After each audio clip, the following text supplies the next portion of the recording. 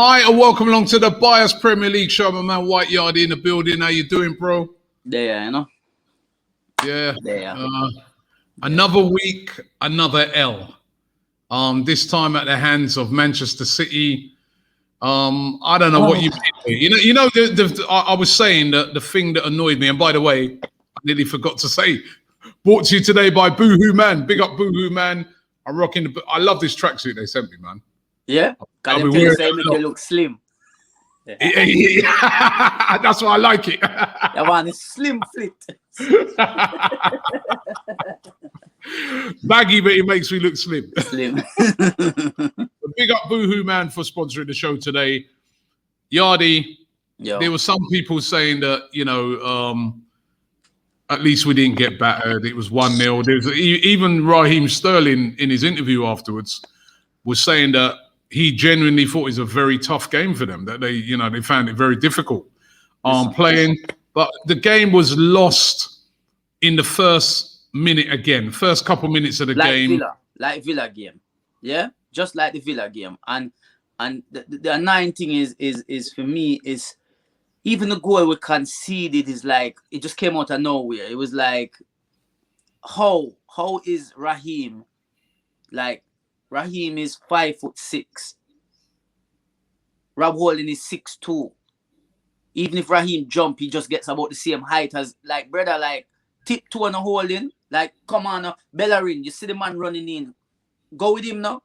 Like, I'm tired of seeing them type of sloppy mistakes in the back. Now, people say, oh, we didn't get battered. I don't care. We didn't even try. I feel like City probably just looked on it like, you know what? We have a game on Tuesday in the Champions League. We're winning. Let's not overdo it. Just play it normal and just control whatever we want to do type of thing. And because I don't think they felt threatened by Arsenal. I don't feel like there was any threat.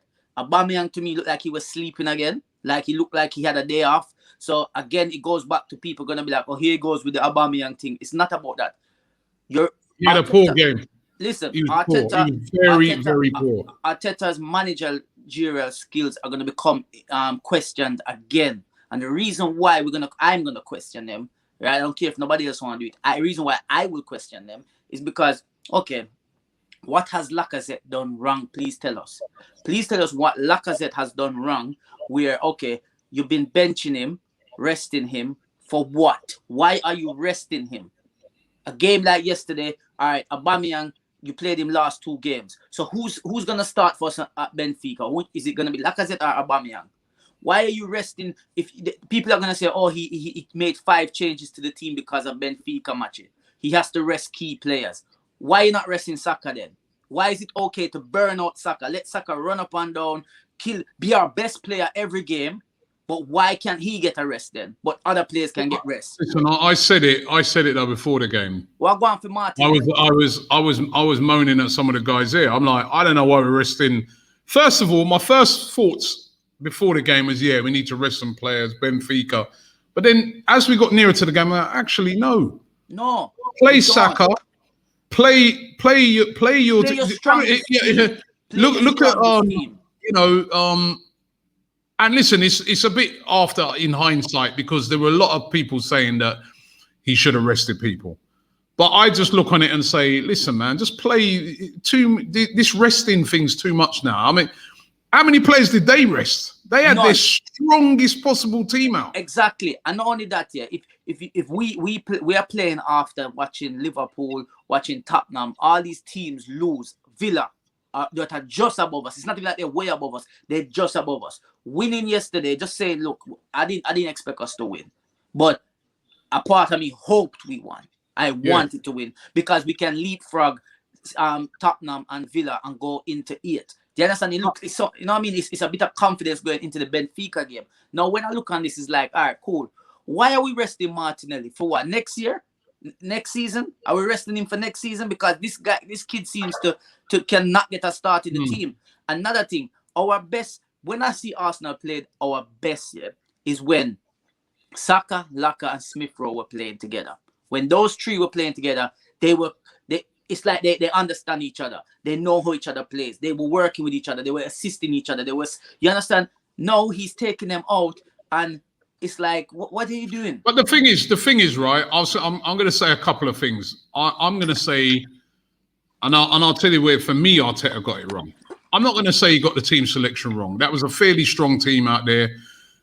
Even though I would have liked it to have been stronger, I understand why he made those changes. That Benfica game is absolutely huge. Somebody like Smith Rowe, he looked tired on Thursday.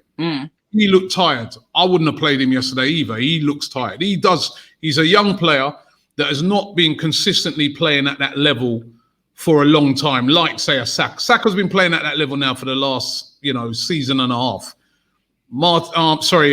Smith Rowe's only just come in. And the other day he looked tired. So I weren't against that, right? I weren't complete. Even though I wanted a stronger team, I weren't completely against his team selection. I understand it. And I think people have to understand it in the context of the game on Thursday. But what I didn't like is the substitutions were too late. He should have made those substitutions. He should have made those substitutions earlier, right? It weren't working. You could see that it weren't, we weren't able to penetrate them at all in the second half. And I wouldn't say we weren't trying. I think we were trying, but we just couldn't, I would have brought on surpassed much earlier than that. Exactly. Because you had two midfielders, they're the same. We've seen it before. When these two play, they get the ball, both of them are getting the ball on the half turn and just laying it back. This is where we miss Thomas Partey. But Danny Surpassed can also get the ball on the half turn and drive forward. And he made the changes too late. And then there's some players in that team as well that let him down. Like you said, right at the start of the game, Rob Holding again, that's twice. Like you said, he did it against Villa. Switch off, we concede, right? And Bellerin doesn't help him out. I mean, even if you don't jump, get a bit of pressure on the guy. You understand the guy? Make your presence felt. It's just, it was crazy. He could have done whatever. He could have done bicycle if he felt to. He could have controlled. And the worst thing about it, right? The worst thing about that is that in general, after that, we defended very well. They couldn't really break us down. They couldn't. The discipline was showed, but we went a goal down, and you can't do that against these teams. If you go a goal down, and it was a very frustrating watch yesterday. Another thing for me with Arteta, that I'm still failing to understand, and I said this the other day to somebody. I said the problem what we're gonna see now is gonna happen is, you see Cedric, you remember Cedric when he came in and he was doing his job on the right. I was like, yo, Bellerin needs to sit on the bench. What's happened is, because we ain't got a natural, apart from Tini, we have no other left back, right? He's obviously gone over there to cover, and he's been playing well there. He ain't been playing bad, but apart from the Villa mistake, he's been doing all right. But now what's happened is Tini's back, so Tini's gonna get his position. Bellerin will keep his position. Cedric is just gonna sit on the bench again. Well, I would play Cedric on the right hand side. I would as well. On Thursday. I'm sorry. Hector Bellerin for me has been really disappointing recently. Putting in poor performances, not doing enough for me. He's not creating enough down that right-hand side. And defensively, he's making errors. Last time we played City, that was his error as well. Exactly. And for me, I give Cedric a run now. Give Cedric a run. Yeah, but what Arteta is good at, he covers his decisions that he makes when they don't work out. He's very good at covering them so we forget them. So because we see Cedric been playing on the left, automatically people can be like, oh yeah, but Tini's back, so Cedric has to sit. No, he don't have to sit on the bench. Bellerin can go sit on the bench now. But not only that, why not yesterday, for argument's sake? Pepe, we have seen Pepe play some of the best football we've seen him play from the left. That baffled me. So again, and we've seen Saka, and Saka's been absolutely brilliant on the right. So why did they experimenting? That's the thing sometimes. Some of these modern day managers, they have to come up with all these little, just keep it simple. And even so, look, Robbie, it's not about Aubameyang here, but he was the least effective player for me yesterday. He was very poor, very poor. Your substitutions you make, why didn't you just say, you know what, instead of taking off Pepe, take off Aubameyang, right? Put and take off Odegaard, put Smith Rowe there, put Pepe on the left, put Saka on the right, and just try that for 15 minutes. To be honest, for me, it was a toss-up, man. Both Aubameyang and Pepe were very, very poor. both of them were anonymous in the game, so you could have took either off. Yeah, but You know what what I I'm mean? trying to say is You could have took try either the off. man on the Pepe, left. I don't even think Pepe touched the ball in the game. He was just try running Pepe around. on the left. Try him on the left, You know? where he was doing good. No, what they beforehand. should have done, he should have brought Martinelli on. And again, I was a bit baffled. But listen, we lost the game. It's another L. It's all on the Benfica game. Let's just run through some of the predictions. The predictions. We both predicted that Arsenal would beat City. We were both stupid, right? So no one got that right. Oh yeah, I said a draw. Yeah. Oh, close. Liverpool versus Everton. You said 2-1 to Liverpool. I said 3-1 to Liverpool. Everton. I know. We'll come back to that. West Ham versus Spurs. You said 2-0 West Ham. I said 2-1 Spurs. It was 2-1 to West Ham. Great win for them. They're up into the top 4. West Ham. And Villa versus Leicester. You said 0-0. I said 1-0 Villa. Obviously, I didn't know that Grealish was out. You know what I mean? Leicester winning that one by 2-1. And you just see the importance sometimes of a big player. Villa, not the same team without Grealish. Nowhere near the same team. Definitely. So but just going back to those, the Merseyside derby, Liverpool, they're 4 defeats in a row. At home. At home. No, I think they have more than wrong. What has gone wrong with Liverpool? I mean, you know, the Liverpool fans have been, they're in a bit of a meltdown. I did a watch on the Don Robbie channel. And they were on. I'm cool with it. I'm cool with it, Liverpool. Liverpool fans, the thing about it, all these Liverpool fans are hating me right now that I feel like. They cut your volume. Again, Bobby.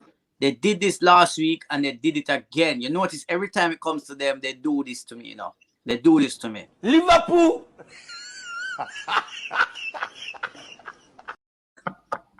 You're bad. You're bad. Listen, but they hate me and I don't know why. Liverpool fans, why do you hate me so much? But listen, they hate me, right? I feel like when things are back to normal, I cannot go to Anfield to watch a game because they're gonna kill me. But when I really think about it, I actually can go to there to watch a game because most of the fans that hate me are from London anyway. They don't even go there, so it doesn't matter. It doesn't matter. Oh man, Liverpool's awful right now, man. They thought beating Leipzig, they would come and destroy Everton. Do you know the thing is about what you know, and it was really interesting. I did a watch along on Don Robbie channel, and obviously had Alex from the Cop TV, Liverpool fan, obviously. Yeah. And he was saying that he feels that teams now have sussed Liverpool out. The Liverpool only really got one way of playing. You know, I mean, it goes out wide and they get the balls in, and teams are just defending that very well now. Yeah. And if you can stop the width with Liverpool, you got a chance. Yeah. Because that is their plan. And he's saying that Klopp needs to come up with another plan now. You know what I mean? He's only got one way of playing. And that was kind of interesting to hear that. It's true, but at the same time, we know they've got a lot of injuries and they're moving players around. Like Henderson has been moved from midfield into the center. Yeah, and now he's injured. He got injured as well.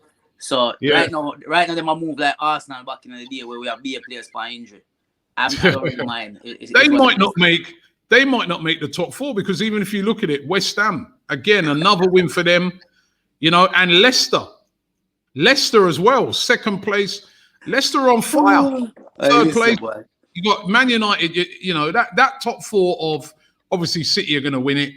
Man United, Leicester, one of them 2. And then West Ham are there. You've got Everton hovering around there now as well. I mean, Liverpool are in trouble of not even making, I mean, bad enough teams like Arsenal not making the top 4. Yeah. Tottenham will struggle to make that up. But it's just like, you're like, wow, to be honest, this is a weird season. It could be. I was looking at the table and I was thinking to myself, just imagine, like, Man City they're going to win it. So then the next 3 positions, just imagine this.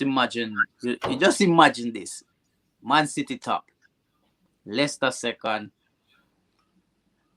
West Ham 3rd, and possibly Everton are Villa sneaking for the 4th. Imagine that. Can you imagine? Going from champions as well, Liverpool. I mean, that's literally a whole different top 4 we've ever seen. Yeah. Do you understand? Like over the years, you've always seen a Man United, a Chelsea in there, a Liverpool in there, Arsenal in there. But that would just be crazy. Crazy. Well, look at it right now. Liverpool are in 6th. Everton 7th. We're way back in 10th. Tottenham are in 9th. And I mean, you sent me that funny. You sent me that really. I'm gonna run this right. You sent me this that you saw on Twitter. This sums up the title race.